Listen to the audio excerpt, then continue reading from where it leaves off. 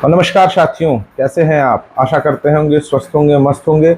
आज हम बीएनएसएस के चैप्टर 2 को डील करेंगे। बीएनएस के चैप्टर 2 में constitutions of criminal courts and offices के बारे में डील किया गया है। सेक्शन 6 जो है वो क्या कहते हैं, क्लासेज ऑफ क्रिमिनल कोर्ट्स के बारे में डील करता है, जिसमें 4 टाइप के क्रिमिनल कोर्ट्स के लिए डील किया गया है। Sessions courts, first class judicial magistrate, second class judicial magistrate and चौथा है जो एग्जीक्यूटिव मजिस्ट्रेट। इसके बारे में हमने पहले भी पढ़ा है और आज आगे भी पढ़ेंगे, जिसमें both are different, nothing is different between the old laws and new laws. सातवां है territorial jurisdictions which is also correlate with the old law and new laws. बिल्कुल उससे पैरेलल है।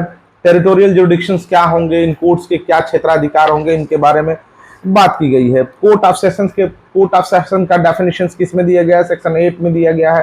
न्यू लॉज में कोर्ट ऑफ जुडिशियल मजिस्ट्रेट के बारे में कहा गया है सेक्शन 9 में। Chief judicial man and additional chief judicial magistrate की बात की गई है सेक्शन 10 में। स्पेशल जुडिशियल मजिस्ट्रेट की बात की गई है 11 में। सेक्शन 11 में लोकल जुडिशियल मजिस्ट्रेट की बात की गई है सेक्शन 12 में। सबऑर्डिनेट जुडिशियल मजिस्ट्रेट की बात की गई है सेक्शन 13 में। एग्जीक्यूटिव मजिस्ट्रेट का डेफिनेशन है सेक्शन 14 में। स्पेशल एग्जीक्यूटिव मजिस्ट्रेट का जुरिडिक्शन है सेक्शन 15 में। Local jurisdiction of executive magistrate के बारे में कहा गया है सेक्शन 16 में। और सबऑर्डिनेट एग्जीक्यूटिव मजिस्ट्रेट के बारे में कहा गया 17 में। एक चीज इसमें से मेट्रोपॉलिटन मजिस्ट्रेट का कॉन्सेप्ट जो है, इसमें से कहीं ना कहीं मिसिंग दिख रहा है। उसमें कोर्ट्स ऑफ जुडिशियल मजिस्ट्रेट का कॉन्सेप्ट डील किया गया है। पर्टिकुलर मेट्रोपॉलिटन मजिस्ट्रेट का जो सब्जेक्ट हुआ करता था, वो मेट्रोपॉलिटन मजिस्ट्रेट वाला कॉन्सेप्ट इसमें कहीं दिख ही नहीं रहा है और मिसिंग दिख रहा है मुझे। अब इसी में सेक्शन 17 के बाद सेक्शन 18 में पब्लिक प्रोसिक्यूटर की बात की गई है। फिर असिस्टेंट पब्लिक प्रोसिक्यूटर की बात की गई है। और 20 जो कह रहा है वो डायरेक्टर ऑफ प्रोसिक्यूशन की बात की गई है। जो ओल्ड सेक्शंस में सब क्लास में ऐड थे, उनको मेन क्लास में ऐड ऑन कर दिया गया है। तो ये जो है चैप्टर 6 में कोर्ट्स एस्टेब्लिशमेंट की बात कर रहा है, कैसे कोर्ट्स होंगे, कहाँ कहाँ कोर्ट्स होंगे, उनके बारे में बात कर रहा है।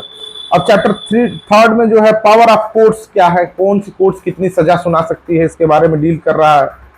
पहला है courts which is offence are tried. कौन कौन से ऑफेंस को ट्राइब कर सकती है, कितने साल के ऑफेंस के बारे में ट्राइब कर सकती है, बिल्कुल एज इट इज है, कोई चेंजेस नहीं है। Sentence which is high court भी एंड सेशन में भी पास, वही फांसी सवरे दंड तो दे सकता है सेशन कोर्ट्स, लेकिन हाई कोर्ट्स सेशन कोर्ट्स, लेकिन सेशन कोर्ट्स में जो रिस्ट्रिक्शंस थे कि फांसी की सजा देने पे उसे परमिशन लेनी पड़ेगी, उसकी पुष्टि करानी पड़ेगी ऑनरेबल हाई कोर्ट से, तो वो सेक्शन 22 में एज इट इज है, कोई चेंजेस नहीं है। सेंटेंस विच इज में मजिस्ट्रेट में भी पास, बिल्कुल एज इट इज है, कोई चेंजेस नहीं है। जो सेक्शन 24 में दिया है sentence of imprisonment of default of fine, वही जो पुराने लॉज में थे उसी को एक्सटेंड कर दिया गया है।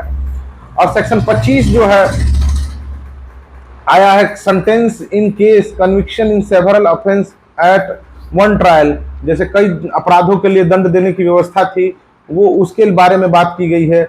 और वो भी पुरानी संहिता के अनुसार ही है, कोई चेंजेस लाने की कोशिश नहीं की गई है, ना ही एफर्ट किया गया है, बिल्कुल सिमिलर है। मैं उन चीज़ों पे थोड़ा सा कोशिश करूंगा कि आपको अभी तुरंत के तुरंत हाईलाइट कर दूं, क्योंकि ये वाला पार्ट्स जो होता है हमेशा स्टूडेंट्स के मन में कंफ्यूजन क्रिएट करता है कि सेक्शन 25 जो इसमें है वो कैसे डील करता है। तो let's check it, what is the section 25।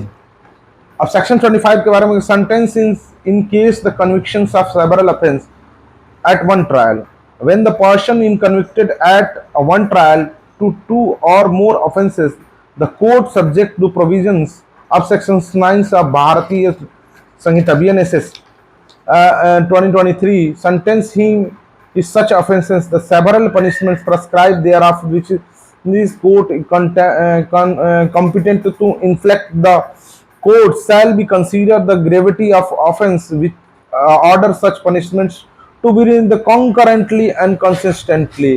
तो कॉन्करेंटली की बात कही गई है, कंसिस्टेंस की बात कही गई है, तो लगातार वही जो पुनरावृत्ति रही है वही चीज है। सेक्शन 26 में मोड ऑफ कन्फिगरिंग पावर के बारे में बात कही गई है। सेक्शन 25 में पावर ऑफ ऑफेंस अपॉइंटेड की बात कही गई है। सेक्शन 28 में विड्रॉ ऑफ पावर की बात कही गई है, कैसे उससे लिया जा सकता है। जैसे हाई कोर्ट किसी मामले को ट्राई करना चाहता है तो वो ले सकता है, उसके बारे में बात की है। पावर ऑफ जजेज of magistrate exercise by the successor of officers, जो पिछले कोर्ट्स ने काम किया था उसके बाद उनके क्षेत्राधिकार में नए जजेज कैसे काम कर सकते हैं, जो उसी पद पर नए जजेज आते हैं तो उसको भी कॉन्फ्लिक्ट ना हो, तो उसके लिए भी 29 सेक्शंस में डिफाइन किया गया है, जो बिल्कुल एज इट इज पुराने लॉज में था। अब मैं बात करूंगा एक चीज चैप्टर 4 के बारे में, क्योंकि ये शॉर्ट चीजें हैं, बिल्कुल हमने पढ़ाई है, कुछ चेंज नहीं है, तो थोड़ा सा आसान होता है इन चीजों को डील करने के लिए और आपके सामने रखने के लिए। क्योंकि देखिए बेसिक चीजें हैं, क्या एड ऑन हुए हैं, क्या नए हैं, मैं उन चीजों को आपके सामने रखने की कोशिश करता हूं, और जो एड ऑन है वो बिल्कुल आपके सामने आने चाहिए, और नए कॉन्सेप्ट जो हैं उनको डील कैसे किए गए हैं उन चीजों में भी आने चाहिए। जैसे मैंने बताया था पुराने वीडियोस में कि जैसे बेल का कॉन्सेप्ट डेफिनेशन नहीं थी, बेल बॉन्ड की डेफिनेशंस नहीं थी, बॉन्ड की डेफिनेशंस नहीं थी, ऑडियो वीडियो इलेक्ट्रॉनिक्स की नहीं, इलेक्ट्रॉनिक कम्युनिकेशंस की, ये चीजें अभी तक नहीं जुड़ी हुई हैं, ये 5-6 चीजें। लेकिन जो ओल्ड लॉ में है, पुराने लॉ में है, उस चीजों को भी प्रेफर किया गया है जो थी और चलनी चाहिए थी। ऐसा नहीं है कि सब कुछ खत्म करके नया कंस्ट्रक्शंस कर दिया गया, no, they are with the नए improvements, they are came through the new improvements and compilations of Supreme Court's mandates and law, which is given by the Supreme Court's judgment. Some kinds of major changes is in this law, just like arrest purpose. Now I will came on the topic, but let it finish. Power of देखिए chapter 4 में जो हम लोग section 36 में पढ़ते थे कि 36 में पुलिस को डेफिनेशंस दिया गया है, पावर ऑफ पुलिस की बात की है, तो power of superintendent of police officers की बात की गई है 30 में, जो 36 में था। Public when we assist the magistrate and police, और 32 में था aid to person other than the police officer execute the warrant.